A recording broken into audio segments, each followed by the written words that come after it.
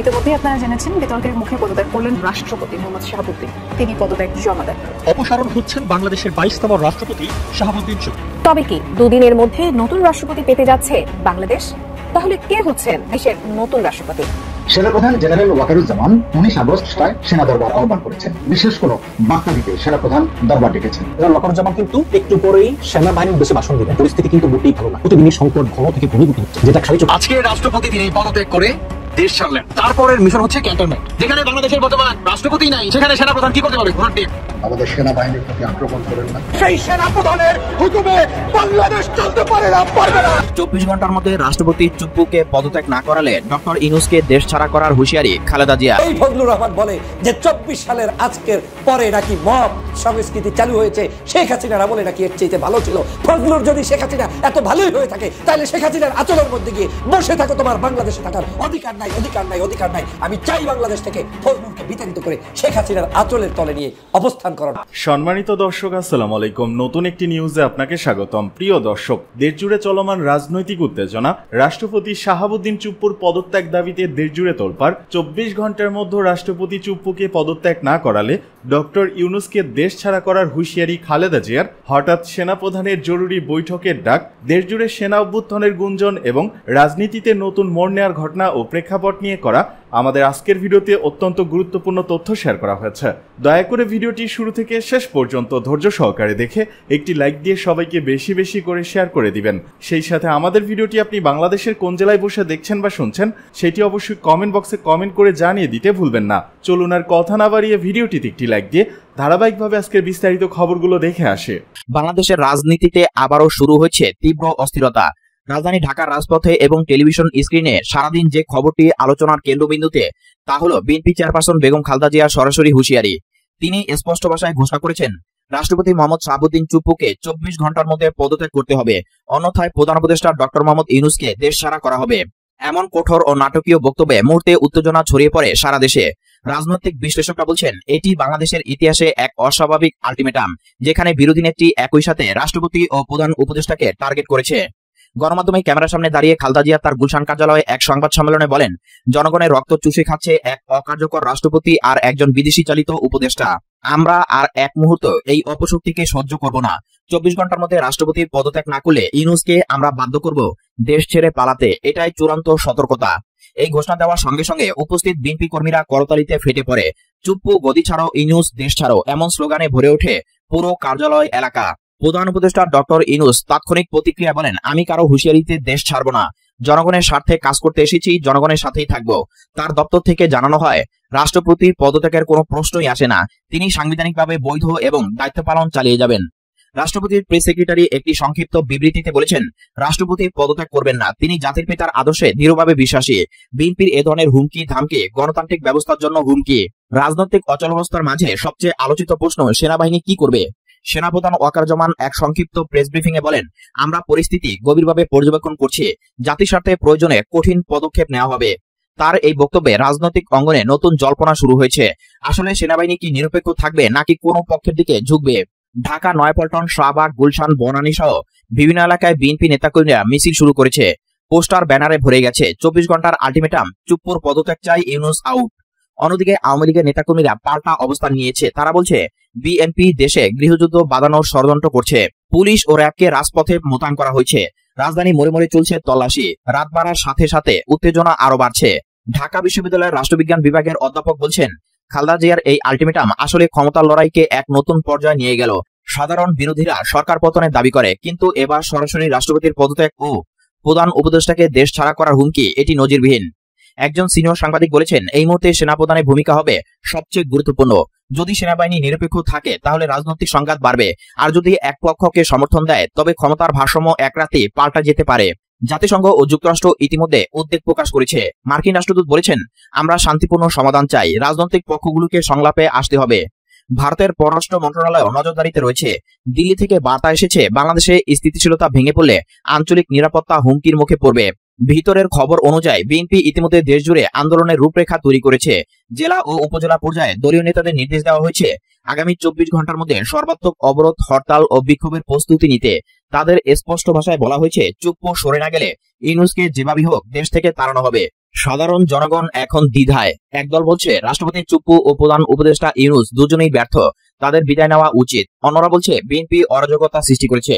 তবে সবাই একমত, বাংলাদেশ এখন সবচেয়ে বড় রাজনৈতিক সংকটের মুখে দাঁড়িয়ে। রাজনীতির বিশ্লেষকরা কয়েকটি সম্ভাব্য দৃশ্যপট কল্পনা করেছেন। রাষ্ট্রপতি চুপ্পু স্বেচ্ছায় পদত্যাগ করলে সংকট কিছুটা প্রশমিত হবে, কিন্তু ইউনূসকে ঘিরে বিতর্ক চলবে। চুপ্পু পদত্যাগ না করলে বিএনপি সরাসরি ইউনূসকে ঘেরাও বা অবরুদ্ধ করতে পারে। সেনাবাহিনী হস্তক্ষেপ করলে পুরো ক্ষমতার সমীকরণ বদলে যাবে। আন্তর্জাতিক চাপ বাড়লে সরকার বাধ্য হতে পারে আপোষ আলোচনায়। বাংলাদেশের মানুষ এখন টেলিভিশন ও সামাজিক মাধ্যমে চোখ রাখছে পরবর্তী 24 ঘন্টায় কি ঘটে। খালেদা জিয়ার এই আলটিমেটাম কি বাস্তবায়িত হবে, নাকি সরকারের কঠোর অবস্থানের সামনে তা ব্যর্থ হবে? সারা দেশের আবহাওয়া এখন একেবারে অস্থির, রাজনৈতিক তাপমাত্রা তুঙ্গে। সবাই জানে এই একদিনই হয়তো ঠিক করে দেবে বাংলাদেশের আগামী কয়েক বছরের ইতিহাস। রাষ্ট্রপতি একটি সাংবিধানিক সর্বোচ্চ পদ। এই সর্বোচ্চ পদে আমি যখন শপথ গ্রহণ করি তখন আমাকে বলতে হয়েছে যে আমি সংবিধানের রক্ষণ, সমর্থন ও নিরাপত্তা বিধান করিব। এটা অঙ্গীকার। আমি অঙ্গীকার করেছি যে আমি রাগ, অনুরাগ বা বিরাগের বশবর্তী না হইয়া সকলের প্রতি আমি আইন অনুযায়ী সমান আচরণ করিব এবং এই রাষ্ট্রপতি হিসাবে সংবিধানের সকল মর্ম কথা আমাকে পালন করতে হবে। আমি সকল রাজনীতির ঊর্ধ্বে, কিন্তু সকল রাজনীতির ঊর্ধ্বে কখন? শপথ নেওয়ার পরে।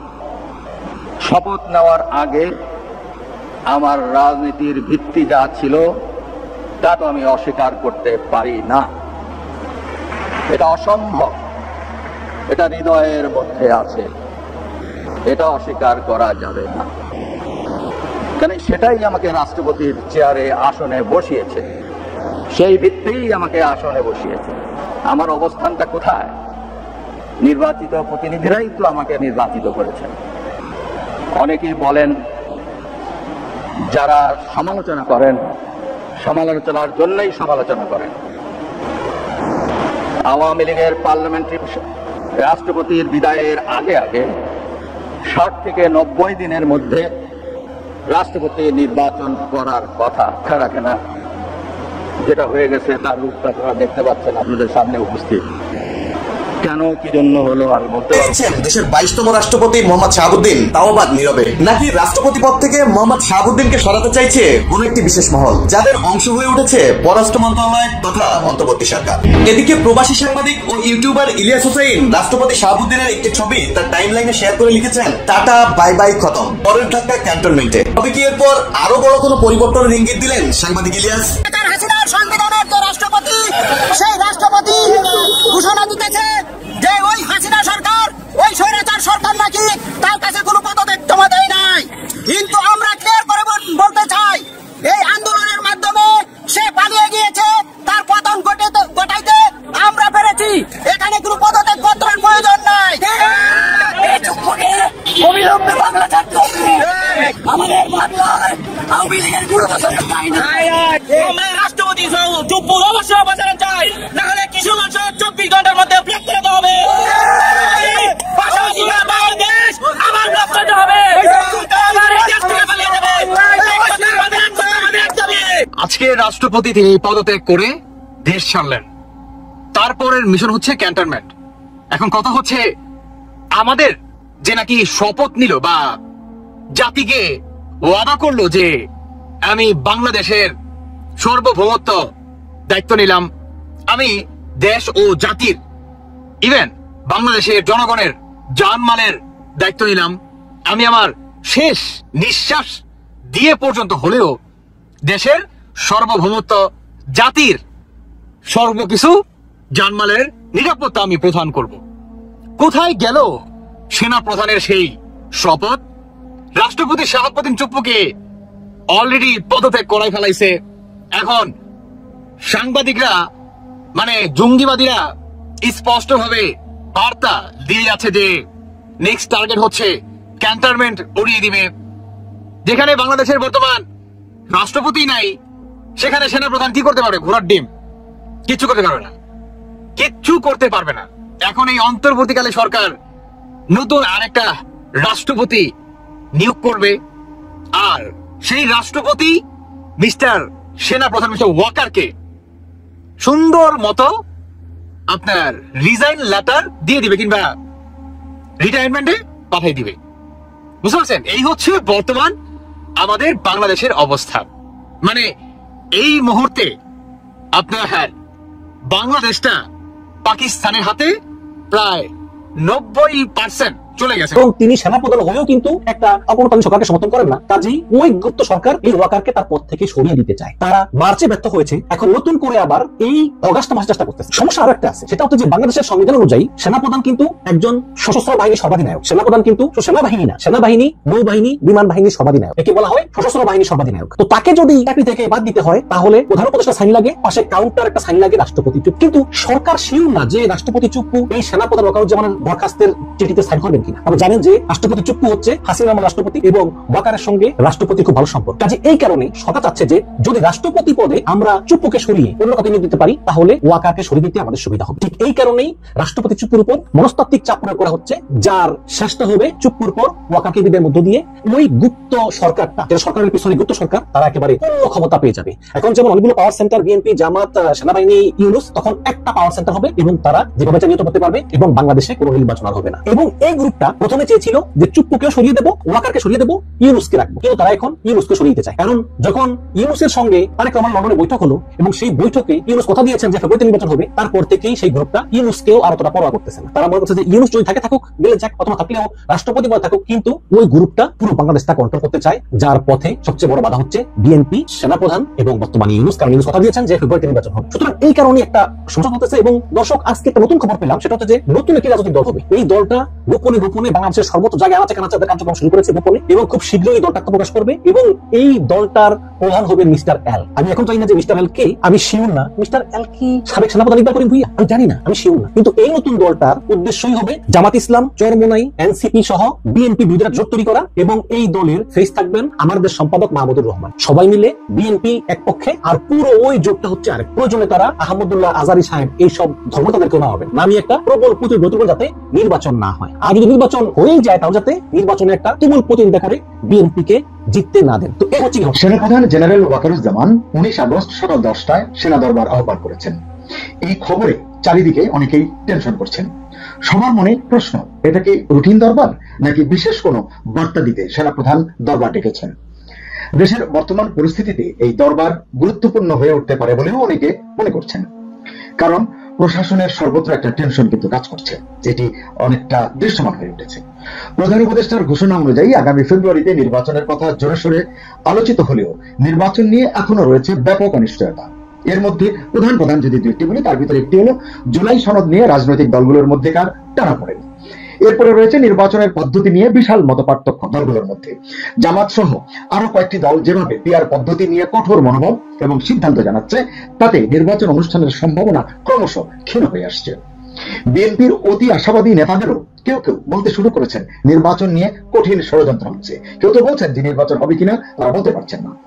এরপর আছে আইন শৃঙ্খলা পরিস্থিতি। এটি যে নির্বাচনের জন্য অনুকূল নয় তা বলার অপেক্ষা রাখে না। নির্বাচনের সামনে বিরাট প্রশ্নবোধক চিহ্ন হয়ে দাঁড়িয়ে আছে মৌলিক সংস্কার এবং বিচার। এই দুটি ক্ষেত্রে সরকার এবং সংশ্লিষ্ট দপ্তর যতই তড়িঘড়ি করুক না কেন, শেষ মুহূর্তে নির্বাচনের সমীকরণ পাল্টে যেতে পারে বলে অনেক রাজনীতির পর্যবেক্ষক বলছেন। এমন সময়ে সেনাপ্রধান দরবার ডাকায় সবার মনেই নানান প্রশ্ন উঠছে। এদিকে আগামী 22 আগস্ট সেনাপ্রধানের চীন সফরে যাবার কথা। যাবার আগে এই অনুপস্থিতিকালীন সময়ের জন্য কোনো বিশেষ দিক নির্দেশনা তিনি দিয়ে যেতে চান কিনা, এটিও কিন্তু অনেকে আলোচনা করছেন। ইতিপূর্বে আমরা জেনেছি সেনাপ্রধানকে নিয়ে সরকারের শীর্ষ পর্যায় থেকে অনেক রকমের পদক্ষেপের কথা শোনা গিয়েছিল, যেটি অত্যন্ত নিরাশাজনক। যদিও শেষ পর্যন্ত তেমন কিছু ঘটেনি। এবারের সিচুয়েশন কি তা এখনই হলফ করে বলা যাচ্ছে না। দেশের আইন শৃঙ্খলা পরিস্থিতি ভালো যাচ্ছে না, এটি তো আমরা সবাই জানি। ম্যাজিস্ট্রেসি পাওয়ার নিয়ে সেনা সদস্যরা মাঠে থাকলেও এর সুফল কিন্তু জনগণ পাচ্ছে না।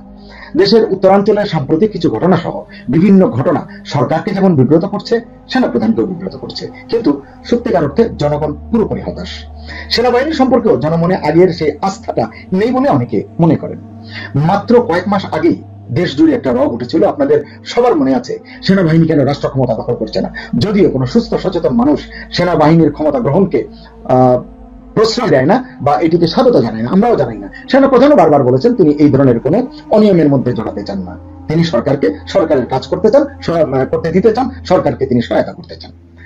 যাই হোক, ধর্মীয় সংখ্যালঘুদের নিপীড়নের কারণে মানুষ কিন্তু এখন সেনাবাহিনীর উপরে বেশ হতাশ। বিশেষ করে গোপালগঞ্জের ঘটনার পর জনগণ সেনাবাহিনীর কাছ থেকে আর আসলে কিছুই প্রত্যাশা করে না। যদিও এই সেদিন সেনাপ্রধান জন্মাষ্টমীর অনুষ্ঠানে ধর্ম বর্ণ নির্বিশেষে সকলকে ভালো থাকতে উদ্বুদ্ধ করেছেন, ভালো থাকার পরামর্শ দিয়েছেন, আনন্দ আয়োজন করতে বলেছেন, অনুষ্ঠান উদযাপন করতে বলেছেন সবকিছুতেই সেনাবাহিনী তাদের পাশে থাকবে। বিশ্বাস করুন, এই বিষয়টি নিয়ে আমি যে কয়জনের সঙ্গে কথা বলেছি, কারো মনেই এতটুকু আশার বাতি জ্বালাতে পারেননি সেনাপ্রধান বা সেনাপ্রধানের বক্তব্য তাদেরকে এতটুকু। এদিকে নির্বাচনকে কেউ কেউ পেছানোর চেষ্টা করছে, মন্তব্য নজরুল ইসলাম খানের। জাতীয় নির্বাচনকে কেউ কেউ পেছানোর চেষ্টা করছে বলে অভিযোগ করেছেন বিএনপির স্থায়ী কমিটির সদস্য নজরুল ইসলাম খান। মঙ্গলবার রাজধানী কাকরাইলে ইনস্টিটিউট অব ডিপ্লোমা ইঞ্জিনিয়ার্সে বিএনপির সাবেক মহাসচিব ব্যারিস্টার আব্দুস সালাম তালুকদারের ২৬তম মৃত্যুবার্ষিকী উপলক্ষে আলোচনা সভা ও দোয়া মাহফিলে সভাপতির বক্তব্যে তিনি এ অভিযোগ করেন। নজরুল ইসলাম খান বলেন, সামনে একটা নির্বাচন আসছে, কেউ কেউ হয়তো পেছানোর চেষ্টা করতেছে। নির্বাচনে আমাদের তো জনগণের কাছে যেতে হবে, দলকে মর্যাদাবান করতে হবে, তাহলে শুধু আমরা ব্যক্তির কল্যাণের জন্য কাজ করতে পারবো। বিএনপি নেতাকর্মীদের আচরণে জনগণ অসন্তুষ্ট হলে তাতে দল ক্ষতিগ্রস্ত হবে মন্তব্য করে তিনি বলেন, আসন্ন নির্বাচনে আমাদের জনগণের কাছে যেতে হবে। জনগণ যে কোনো পর্যায়ের নেতা বা কর্মীর আচরণে যদি অসন্তুষ্ট হয়, জনগণ ভীত সন্তুষ্ট হয়, তাহলে ক্ষতিগ্রস্ত হবে গোটা দল। আর গোটা দল ক্ষতিগ্রস্ত হওয়া মানে শহীদ জিয়া অসম্মানিত হওয়া, বেগম খালেদা জিয়া অসম্মানিত হওয়া, তারেক রহমান অসম্মানিত হওয়া। নেতাকর্মীদের উদ্দেশ্যে নজরুল ইসলাম বলেন, আপনাদের একেবারে বিনীতভাবে অনুরোধ করব যে নিজেরা এমন কাজ করবেনই না, অন্য কেউ করলে সেটাকে বাধা দেবেন, আর না হলে অনভিপ্রেত সিচুয়েশন পরিস্থিতি হতে পারে। তিনি বলেন, ব্যক্তি অধিক গুরুত্বপূর্ণ এই কারণে যে ব্যক্তি দল গঠন করে এবং দলই রাষ্ট্রের কল্যাণ করতে পারে, সেজন্য আমাদের ব্যক্তি জীবনে যা কিছু করা প্রয়োজন শুধু সেটা করা, যেটা করা অনুচিত সেটা করা দল বা দেশের স্বার্থ বিরুদ্ধ সেটা করা না। এটাই সালাম তালুকদারের শিক্ষা ছিল।